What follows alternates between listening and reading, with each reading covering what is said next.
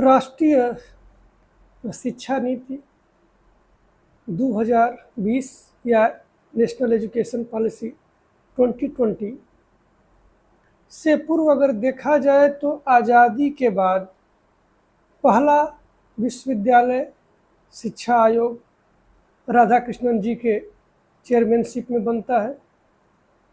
माध्यमिक शिक्षा के लिए मुदालियर आयोग बनता है और संपूर्ण शिक्षा जो प्राइमरी, सेकेंडरी और हायर एजुकेशन को व्यापक रूप से सर्वेक्षण के लिए, समझने के लिए, उस पर सिफारिश देने के लिए, उसके मूल्यांकन के लिए दौलत सिंह कोठारी कमेटी बनती है और वो अपनी सिफारिश देती है। इसी के तारतम्य में 1968 में पहली राष्ट्रीय शिक्षा नीति आती है और उसे रेडिकल रीस्ट्रक्चरिंग की बात की जाती है कि एजुकेशन में ऐसा किया जाएगा और उसने कई माइलस्टोन सेट किए। मिनिमम लेवल ऑफ लर्निंग की बात की गई। उसके बाद 1986 में राष्ट्रीय शिक्षा नीति 1986 आती है जिसने बड़े ही व्यापक स्तर पर शिक्षा में बदलाव किए और उसका प्रभाव भी दिखा। भारत शिक्षा के क्षेत्र में दिनों दिन बहुत तेज़ी से प्रगति किया और समय के साथ सारी चीज़ें परिवर्तनीय होती हैं और ज़रूरतें हमारी बदलती जाती हैं, प्रासंगिकताएं बदल दी जाती हैं और हमें नए चीज़ों की ज़रूरत पड़ती है, आवश्यक बदलाव और सुधार की ज़रूरत पड़ती है। इसी के तारतम्य में 34 साल बाद 1920 में राष्ट्रीय शिक्षा नीति तीसरी कही जा सकती है, तीसरी राष्ट्रीय शिक्षा नीति 2020 आती है और यह शिक्षा नीति 21वीं शताब्दी के भावी या भविष्य के नागरिकों के निर्माण के उद्देश्य को लेकर के आती है। सबके लिए शिक्षा की पहुंच सुनिश्चित करने के उद्देश्य से आती है और गुणवत्तापूर्ण शिक्षा, जवाबदेह शिक्षा, समावेशी शिक्षा जैसे बहुत बड़े बड़े नारों के साथ आती है। तो इस शिक्षा नीति में प्रमुख रूप से 5 आधार या मुख्य स्तंभ हैं। इस वीडियो में उसी की चर्चा की जाएगी। तो जो पहला पिलर है वो है एक्सेसिबिलिटी। इससे आशय है कि शिक्षा की उपलब्धता या शिक्षा तक पहुंच। राष्ट्रीय शिक्षा नीति 2020 में इन उपायों को लागू करने की बात की गई है जो शिक्षा की उपलब्धता या पहुंच को सभी के लिए सुनिश्चित करे और विशेष रूप से वंचित वर्गों, जो हाशिए के समाज के लोग हैं, जो लैंगिक रूप से संवेदनशील जैसे महिलाएं हैं, जो रिमोट एरिया में रहने वाले लोग हैं, जिसे आदिवासी हैं, पहाड़ी क्षेत्र में रहने वाले लोग हैं या समुद्र तटीय क्षेत्र में लोग जो रहते हैं, उनको भी शिक्षा के दायरे में लाया जाए और शिक्षा की एक्सेसिबिलिटी ऐसी की जाए कि सबके लिए यह सुनिश्चित हो सके, सभी व्यक्ति की शिक्षा तक समान रूप से पहुंच सुनिश्चित हो सके। प्राथमिक शिक्षा में तो एक तरह से सर्व शिक्षा अभियान लागू होता है। उसके बाद राइट टू एजुकेशन बिल आता है। उससे पहले जिला प्राथमिक शिक्षा कार्यक्रम और उससे भी पहले वैश्विक स्तर पर एजुकेशन फॉर ऑल का कॉन्सेप्ट आता है। तो इसके तारतम्य में धीरे धीरे प्राथमिक शिक्षा के क्षेत्र में हम 100% नामांकन के लक्ष्य को लगभग प्राप्त कर चुके हैं। माध्यमिक स्तर पर भी इसके लिए प्रयास जारी है। तमाम तरह की योजनाएं, छात्रवृत्ति और जो भी आवश्यक सरकार को समझ में आती है वैसी योजनाएं लाती है, कार्यान्वित भी करती है। और राष्ट्रीय शिक्षा नीति 2020 में जो हायर एजुकेशन के जो ग्रास इनरोलमेंट रेशियो का लक्ष्य रखा गया है वो है 2035 तक 50% हम इसको प्राप्त कर लें, जो कि वर्तमान में सन 2021-22 में यह 27.3% के आसपास थी। लेकिन अगर देखा जाए कार्यान्वयन के स्तर पर, इसके व्यवहारिकता के स्तर पर, तो सभी कॉलेजों में नामांकन दर बढ़ने के बजाय कम की ओर जा रहा है और ये जो लक्ष्य रखा गया है कि हम 35 तक 50% प्राप्त कर लेंगे, ये एडेड और government universities, central universities, state universities या जो ऑटोनॉमस संस्थाएं हैं उनमें तो कहीं दिखता नहीं है। हाँ, प्राइवेट प्लेयर्स जो हैं उनके इसमें एक मौका है और वो उनकी भागीदारी बढ़ भी रही है, क्योंकि गवर्नमेंट का जो रेगुलेटरी मैकेनिज्म है वो प्राइवेट संस्थाओं पर पूरी तरह से लागू नहीं हो पाता है, और वो येन केन प्रकारेण और फ्लेक्सिबिलिटी दे करके, सुविधा दे करके छात्रों को अपने ओर अट्रैक्ट करते हैं और वो इनरोलमेंट के रेशियो को अपना बढ़ा रहे हैं। इसके बाद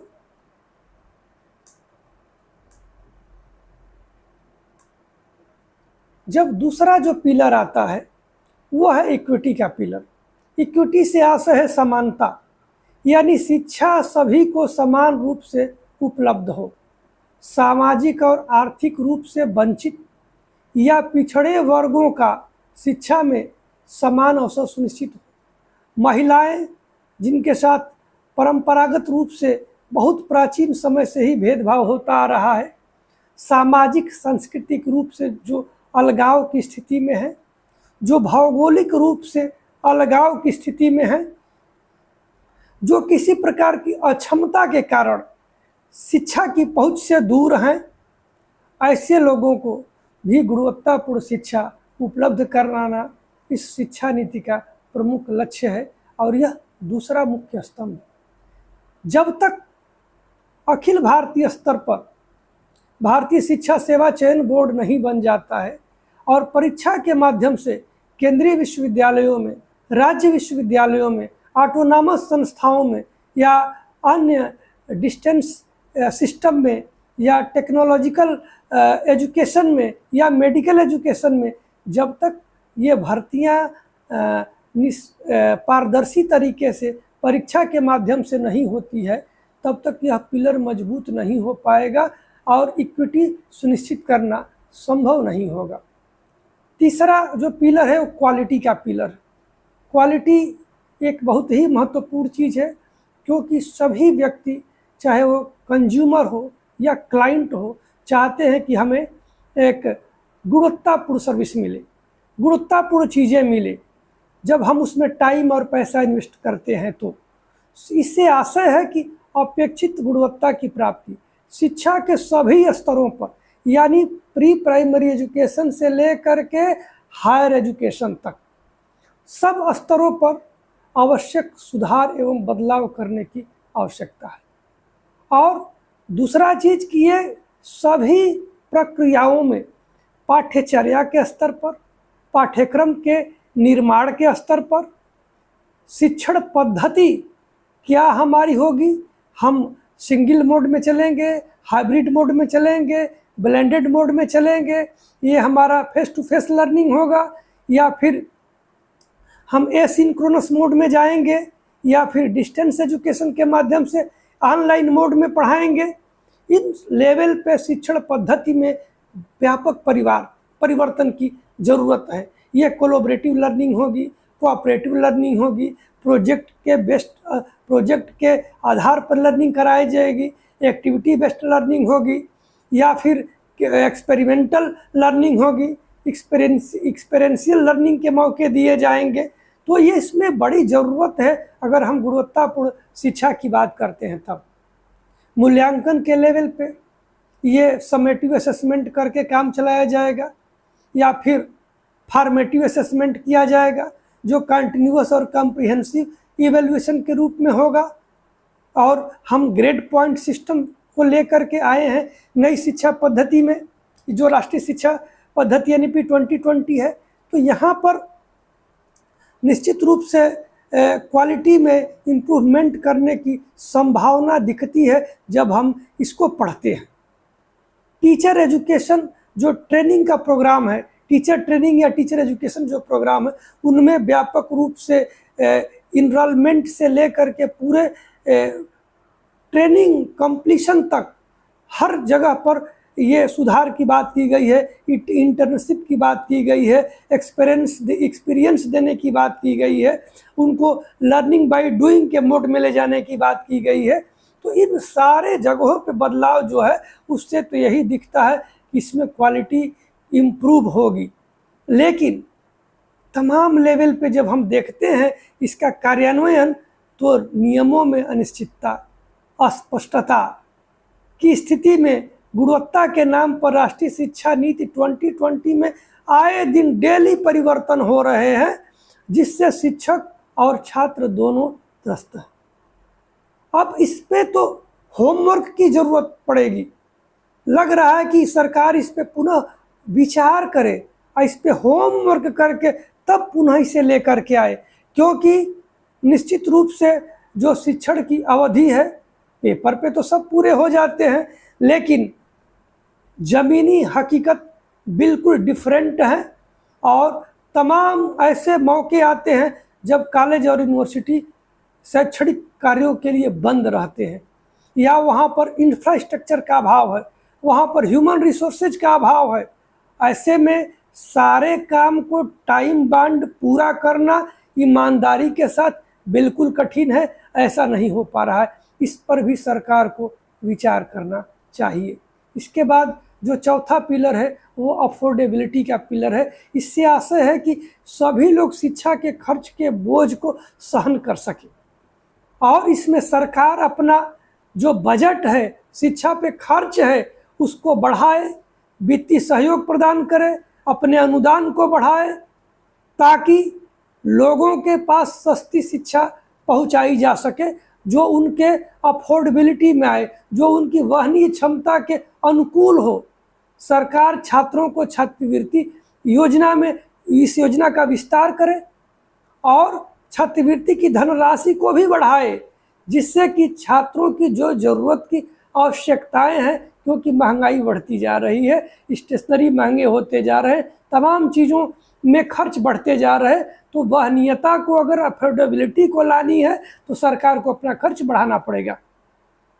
विद्यालयों एवं संस्थानों में जो संसाधन हैं, जो सुविधाएं हैं, उन पर भी ध्यान देने की ज़रूरत है, उनको भी और व्यापक रूप से बढ़ाने की ज़रूरत है। यदि हम चाहते हैं कि 25% इनरोलमेंट रेशियो से हम 50% पर पहुँचें, तो हमारे पास संसाधन भी लगभग दूने होने चाहिए। हमारे पास हर व्यवस्था में वृद्धि करनी होगी, और संस्थाओं को तब सरकार को वित्तीय मदद देनी पड़ेगी, ग्रांट्स देने पड़ेंगे, ताकि भवन का निर्माण हो सके, फर्नीचर, सुविधाएं, ट्रांसपोर्टेशन और वो स्पोर्ट, लाइब्रेरी, ये सारी चीज़ें जब बढ़ेंगी, बनेंगी, तभी तो हम एक बड़े मास में जो वृद्धि की संकल्पना किए हैं कि हम इनरोलमेंट रेशियो बढ़ाएंगे, उसको हम कैटर कर पाएंगे। इसके बाद लेकिन सरकार कर क्या रही है? अभी इस साल शिक्षा बजट में व्यापक कटौती की गई है। तो एक तरफ तो आप कहते हैं कि हम अफोर्डेबिलिटी को बढ़ाना चाहते हैं, और दूसरी तरफ आप शिक्षा के बजट में कटौती कर रहे हैं, तो ये दोनों एक साथ कैसे हो सकता है? यह तो दुस्वप्न हो जाएगा, और कभी भी हम इस लक्ष्य को और इस अफोर्डेबिलिटी वाले पिलर के काम को तो पूरा ही नहीं कर पाएंगे। ये बहुत बड़ा समस्या है। अब इसमें क्या है कि प्राइवेट प्लेयर्स के लिए मौके हैं, उनके पास पैसे हैं, वो खर्च करके अपने संसाधन बढ़ाएंगे और छात्रों को अपने यहाँ अट्रैक्ट करेंगे, उनसे मोटी मोटी फीस लेंगे। तो ये अफोर्डेबिलिटी में नहीं आता है। जो वंचित तबका होगा फिर शिक्षा से वो वंचित ही रह जाएगा। और सरकार या संस्थाएं जब प्रेशर पड़ते हैं तो पेपर्स में मैनिपुलेशन करके खूब अच्छा तस्वीर बना देती है, और वो तस्वीर जब बन जाती है तो वही अखबार में छपते हैं, मैगजीन में छपते हैं, जिनका ज़मीनी हकीकत से कोई लेना देना नहीं होता है। पांचवा पिलर की बात करें, जो अकाउंटेबिलिटी की बात करती है, जवाबदेही की बात करती है, यह बहुत आवश्यक है। जो भी जिस काम के लिए हो उसकी जवाबदेही सुनिश्चित होनी चाहिए, क्योंकि बिना जवाबदेही के चीज़ों में सुधार करना संभव नहीं है। और इसका आशय है कि संबंधित सभी स्तरों पर सभी लोगों की जवाबदेही सुनिश्चित किया जाए। एक ऐसी प्रणाली या सिस्टम बनाया जाए जिसमें शिक्षा से जुड़े शिक्षकों एवं अन्य संबंधित लोगों को गुणवत्तापूर्ण शिक्षा प्रदान करने के लिए उत्तरदायी ठहराया जा सके। इसके लिए शिक्षा के मानक, स्टैंडर्ड्स और जो कहते हैं एक्ट एंड इंस्टीट्यूट, इसके बाद नियमित निगरानी प्रणाली, मूल्यांकन और उसका मॉनिटरिंग, एक फीडबैक सिस्टम और शिक्षकों का मेरिट बेस्ड प्रमोशन के साथ ये शिक्षा नीति आती है। कहती है कि लाइट बट टाइट रेगुलेशन हम लागू करेंगे, और इसमें बात कही भी गई है। लेकिन जिस तरीके से अनावश्यक रोज आप नियमों में बदलाव करते हैं, अनावश्यक आप नियम और आदेशों को थोप देते हैं, यह पिलर ठीक से काम नहीं करेगा, खोखला की खोखला रह जाएगा। और इस अकाउंटेबिलिटी के खेल में अंततोगत्वा जो सबसे कमज़ोर होगा यानी शिक्षक को जवाबदेह ठहराया जाएगा, उस पर कार्रवाई की जाएगी और निस्संदेह वह उससे पीड़ित होगा।